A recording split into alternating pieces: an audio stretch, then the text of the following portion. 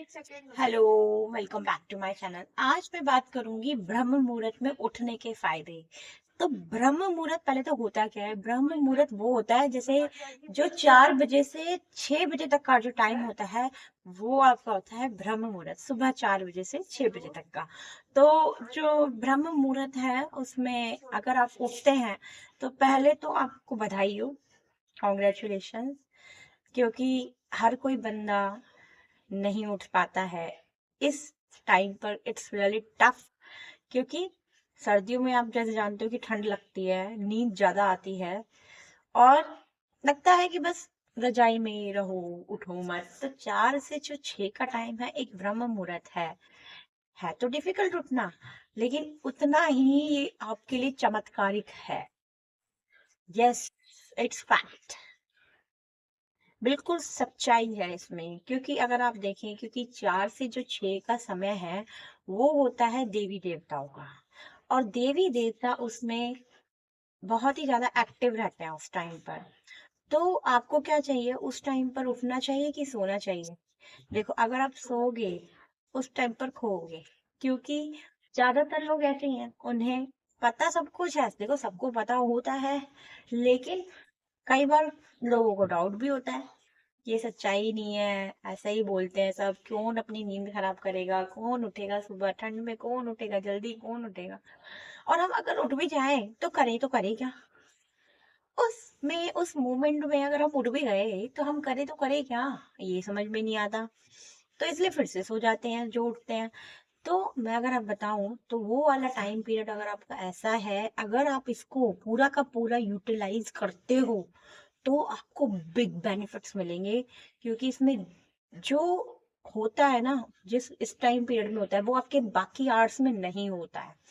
तो हमारे अगर आप संत देखो, बुद्धिज्म देखो, तो सब जल्दी उठते हैं। मॉन्क्स देखो, अगर आप वीडियोस वगैरह देखते हो, उसमें मॉन्क्स देखते हो ना, सब जल्दी उठते हैं, बिल्कुल स्ट्रेट कमर करके मेडिटेशन कर रहे होते हैं, है ना?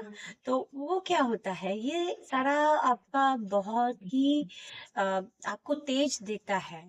ब्रह्म मुहूर्त में उठना आपकी नॉलेज को बढ़ाता है, और आपके माइंड को डेवलप करता है। नॉलेज को इसलिए बढ़ाता है क्योंकि इस टाइम पे अगर आप नॉलेज ग्रहण करते हो तो नॉलेज आपका इंक्रीज होगा कि नहीं?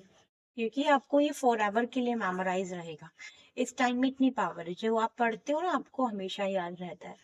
तो इसलिए बोलते थे ना, जैसे जब पेपर देने जाते थे स्कूल में तो बोलते थे ना कि अरे बेटा, सुबह जल्दी उठ के पढ़ ले, स्कूल जाने से पहले रिवाइज कर ले। क्या होता है कि वो याद रहेगा, इसलिए बोलते थे। तो उस मुहूर्त में इसलिए उठना जरूरी है, क्योंकि उस टाइम पर दैवीय शक्ति बहुत ज्यादा एक्टिव होती है।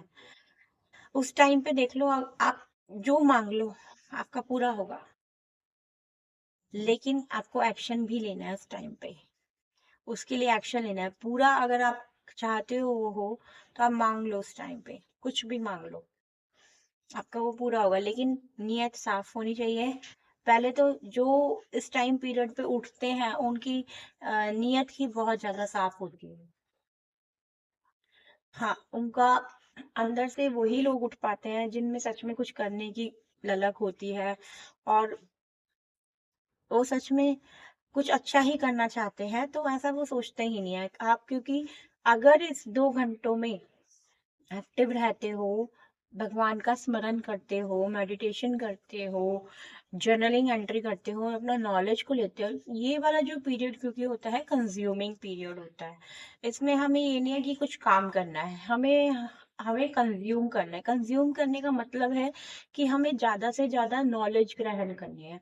अब लोग नॉलेज हम कैसे, एक तो मेडिटेशन करते हैं उसमें भी हमें नॉलेज मिलता है। अब आप सोच कहोगे नॉलेज कैसे मिलेगा, हम तो मेडिटेशन में होते हैं, हम तो ध्यान में होते हैं। ध्यान में होते तभी तो नॉलेज मिलता है, ध्यान में होते तभी तो प्रभु बात करते हैं।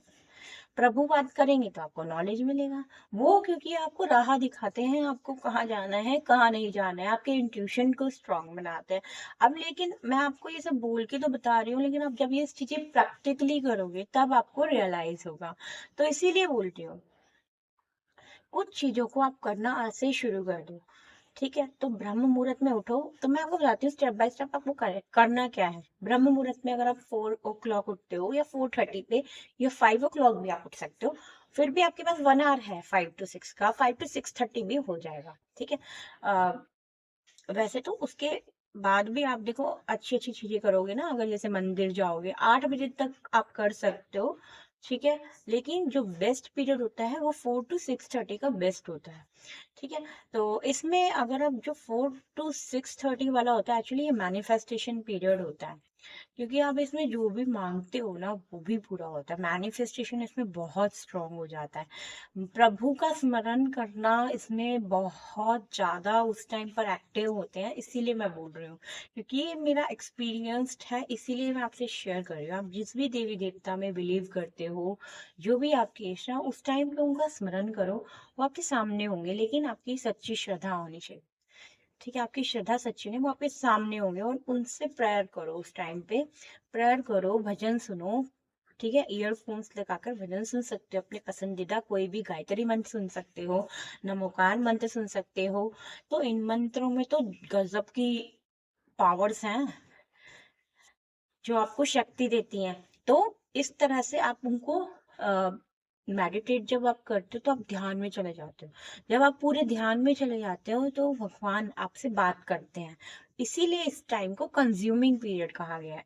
इस टाइम पर काम मत करो, कंज्यूम करो इसको। कंज्यूम मतलब ही यही है, हमें प्रभु से कनेक्ट करना है, प्रभु से हमें बात करनी है।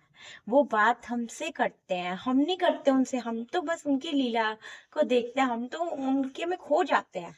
उस टाइम आप उनमें खो जाओगे, वो आपसे बात करेंगे, देखना आपका पूरा दिन कितना मंगलमय जाएगा। अगर आपसे कुछ अनहोनी भी होती है, मतलब अनहोनी मतलब क्या है कि अगर आपसे कोई बहस करता है, कुछ होता है, आप अपने आप भी इग्नोर कर दोगे।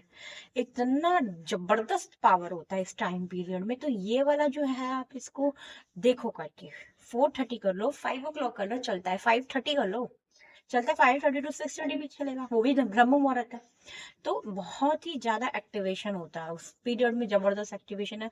हाँ, और उस टाइम पे अगर आप बुक रीडिंग कर रहे हो, मेडिटेशन के बाद आप बुक रीडिंग करो। बुक रीडिंग कैसे करनी है, आपको जोर जोर से करनी है। जोर जोर से करो, कोई कोई भी आपके पास बुक हो, मॉर्निंग मिरेकल मॉर्निंग हो, सीक्रेट हो, या कोई भी what ever the book you have, procrastination के ऊपर कोई बुक हो तो आप लो और पढ़ना शुरू करो। हिंदी में कोई आपके पास बुक है, ऐसा कुछ नहीं होता कि आपको लैंग्वेज इंग्लिश की ही बुक रीड करनी है। आप नॉलेज के लिए तो हिंदी की बुक भी रीड करते हो, या फिर कोई भी जो आपकी मदर टंग है उसमें आप लो और उसको रीड करना शुरू करो। ठीक है, लेकिन आपको रीड कैसे करना है, जोर जोर से करना है, थोड़ा सा जोर से लाउड बोल के, जिससे आपके दिमाग में सारे शब्द जाए। ठीक है, तो एक तो ये काम करना है, फिर तीसरा आपको जर्नलिंग करनी है। ये तीन चीजें आपको जरूर करनी है। फिर एक्सरसाइज। एक्सरसाइज थोड़ा लास्ट में कर सकते हो, एक्सरसाइज का ये आप लास्ट में कभी भी कर सकते हो। ठीक है। तो लेकिन जो मेडिटेशन है वो आप फर्स्ट पर रखना, हमेशा मेडिटेशन फर्स्ट पे। ठीक है, सेकंड आप रीडिंग कर सकते हो, थर्ड आप जर्नलिंग कर सकते हो। ठीक है। और अगर आप चाहो तो जल्दी नहा धोकर या फिर नहाने से पहले भी आप बाहर घूमने जा सकते हो। बाहर घूमने जाओ, थोड़ा टहल कर आओ। ठीक है, थोड़ी ठंड ज्यादा है तो अपने आप को कवर अप करके जाओ। थोड़ा सा लेट जा सकते हो, 8 o'clock जा सकते हो। ऐसा कुछ नहीं है कि हमें ब्रह्म मुहूर्त में जाना है बाहर घूमने, ऐसा कोई जरूरी नहीं है। 8 o'clock चले जाओ, थोड़ा धूप निकल आती है, उस टाइम पे आपको थोड़ा धूप भी मिलेगी। और उसके बाद आप अपना एक्सरसाइज कर सकते हो। नहीं है टाइम तो बाद में भी कर सकते हो, अगर आपके पास आपको ऑफिस के लिए लेट हो रहा है या स्कूल जाने में लेट हो रहा है तो आप बाद में भी कर सकते हो। ऐसा कोई हार्ड एंड फास्ट रूल नहीं है कि आपको उसी टाइम करनी है। एक्सरसाइज का ये है कि आप बाद में भी कर सकते हो। ठीक है, थोड़ा सा खाने पीने का बीच में गैप होना चाहिए, बस थोड़ा सा ये ध्यान रखना है कि ज्यादा हैवी हो जाओगे तो आपसे करी नहीं जाएगी ना, तो थोड़ा सा बीच में, खाने के बीच में या फिर नाश्ते के जो बीच में गैप होता है तब कर सकते हो, या खाने के बाद में कर सकते हो, वो आपके ऊपर है, वो आप अपना देख लेना। लेकिन एक्सरसाइज आप, ऐसा नहीं है कि आपको मॉर्निंग में ही करनी है, आप इवनिंग में भी कर सकते हो, थोड़ा टाइम निकाल के दोपहर में जैसे अपना काम खत्म कर लेते हो तो भी कर सकते हो। नहीं है टाइम दोपहर में तो इवनिंग में कर सकते हो। फिर उसके बाद आपको जर्नलिंग का मैंने बताया, जर्नलिंग में आपको कैसे लिखना है, जो आपके गोल्स हैं, आपके पास जो आप आपने जो आप अचीव करना चाहते हो आपको ऐसे लिखना है प्रेजेंट टेंस में कि आपने ऑलरेडी अचीव कर लिया है। ये बहुत पावरफुल एक्टिविटी है, ये भी मैनिफेस्टेशन का बहुत बड़ा साउंड है। तो मैनिफेस्ट होता है, इसीलिए ही आपको वो ये लिखना है। ये भी आपको अपना एक डायरी में इसको रोज एक अपना डेट डाल के ऊपर सात्या बना सकते हो, सात्विक। फिर आप सारा उसमें अपना लिख सकते हो आपको क्या करना है क्या नहीं करना। पहले आपको वो चीजें लिखनी है जो ऑलरेडी आपके पास है, फिर नेक्स्ट में आपको वो चीजें लिखनी है जो आप अचीव करना चाहते हो, ठीक है। और फिर आपको बुक रीडिंग का मैंने आपको बता दिया, आप 1 पेज 2 पेज अपने अकॉर्डिंगली पढ़ सकते हो। तो ये एक्टिविटीज है जो आपको करनी ही करनी है, ठीक है। फिर अब आपको जो अपना सुबह अगर आपको मॉर्निंग टी लेनी है तो आप उठते ही मॉर्निंग टी ले सकते हो। जिसको हैबिचुअल है वो लेता है, जो नहीं लेता नहीं लेता है, ठीक है। तो ऐसा कुछ वो नहीं है, ले सकते हो टी और कॉफी जो भी आप लाइक करते हैं। लेकिन जो हाँ इस टाइम पर कंज्यूमिंग पीरियड ही आप रखना, क्योंकि इसमें हमें लर्निंग करनी है। कंज्यूम मीन्स हमें हमें खुद को पढ़ना है, हमें भी तो पढ़ना जरूरी है, जो पढ़ाते हैं उनको भी पढ़ना जरूरी है। तो ये एक्टिविटीज आप करिए और देखिए अपने में फर्क। और ये क्या है, उस टाइम का ब्रह्म मुहूर्त इसलिए कहा जाता है क्योंकि इस टाइम पर हमारी शक्तियां बहुत बढ़ जाती हैं, ठीक है। तो इसीलिए ही स्मरण शक्ति भी बहुत बढ़ जाती है, लर्निंग पावर बहुत इसमें महत्व रखती है। तो इसीलिए ही इसको ब्रह्म मुहूर्त बोला जाता है, जो कि बेस्ट एंड बेस्ट पीरियड है पूरे दिन का। और आपके साथ पूरा दिन आपका मंगलमय जाता है अगर आपके ये जो 4 4 घंटे हैं ना बहुत अच्छे जाते हैं। मंदिर हो या हो, अपना नहा धो के तैयार होके बस देखो क्या गजब की शक्तियां मिलती हैं। तो आप जो करोगे आपको तभी पता चलेगा, ठीक है। क्योंकि जो करता है वो ही ये सब प्रैक्टिकली देख पाता है और समझ पाता है, अरे ये तो चमत्कार हो रहा है, मैनिफेस्टेशन है और क्या है, ठीक है। तो आशा करती हूँ आपको ये वीडियो पसंद आएगा। लाइक कीजिएगा, सब्सक्राइब कीजिएगा एंड शेयर कर दीजिएगा। Thank you so much.